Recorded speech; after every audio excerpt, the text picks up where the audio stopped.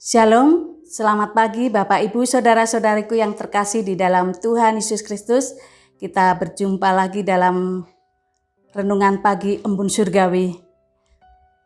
Kami berharap bahwa Bapak Ibu Saudara-saudari dalam keadaan baik dan senantiasa diberkati Tuhan. Marilah kita akan merenungkan kebenaran firman Tuhan dengan tema maksud dan tujuan menegur. Maksud dan tujuan menegur. Firman Tuhan terambil di dalam kitab 1 Timotius 5 ayatnya yang pertama dan kedua. Demikianlah bunyi firman Tuhan. Janganlah engkau keras terhadap orang yang tua, melainkan tegurlah dia sebagai bapa. Tegurlah orang-orang muda sebagai saudaramu. Perempuan-perempuan tua sebagai ibu dan perempuan-perempuan muda sebagai adikmu dengan penuh kemurnian. Saudaraku yang dikasihi oleh Tuhan Yesus Kristus, menegur adalah perintah Tuhan.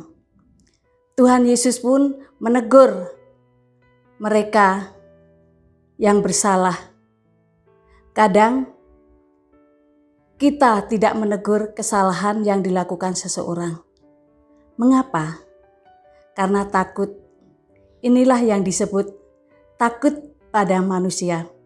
Mungkin saja kita sungkan untuk menegur karena yang ditegur lebih tua, lebih tinggi jabatannya, lebih senior, ataupun lebih berpengalaman.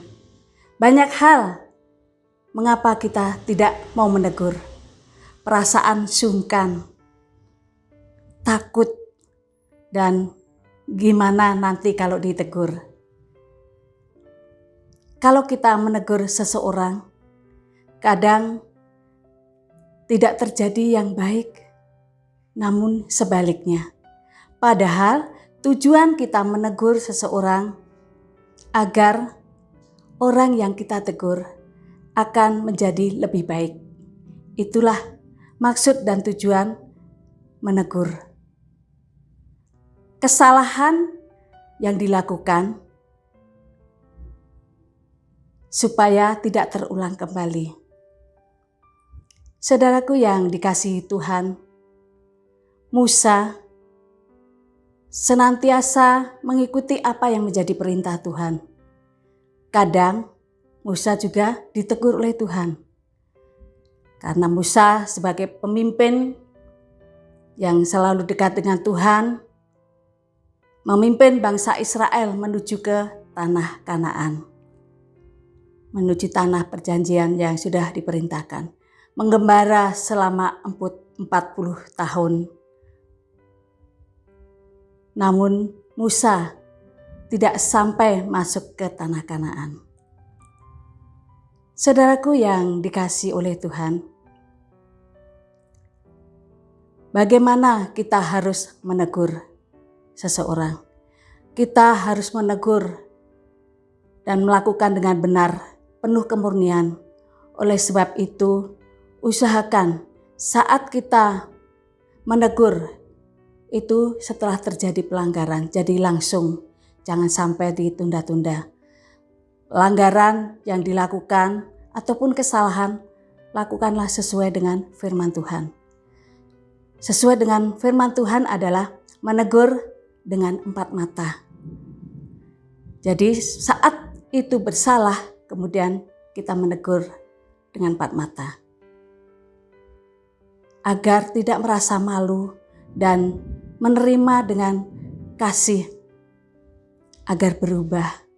Bukan berarti ada rasa iri hati, ada sakit hati. Jikalau kita menegur dengan cara yang salah, akan terjadi masalah lagi. Menegur dengan tenang dan penuh rasa hormat. Fokus pada persoalan. Jangan sampai masalah-masalah yang sudah lewat diungkit kembali, mengembang ke hal-hal yang tidak perlu didengarkan. Saudaraku yang dikasihi oleh Tuhan, kita harus mau mendengarkan pembelaannya dan memberikan jalan keluar. Mengapa mereka ditegur? Di dalam Amsal 27 ayat yang kelima dikatakan, lebih baik teguran yang nyata-nyata daripada kasih yang tersembunyi. Marilah Bapak Ibu kita mendengarkan suara Tuhan. Apa yang harus kita lakukan dalam perintah-perintahnya. Jangan sampai Tuhan menegur kita karena perbuatan salah kita.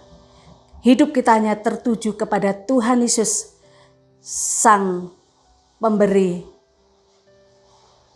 perintah kepada kita. Tuhan Yesus memberkati.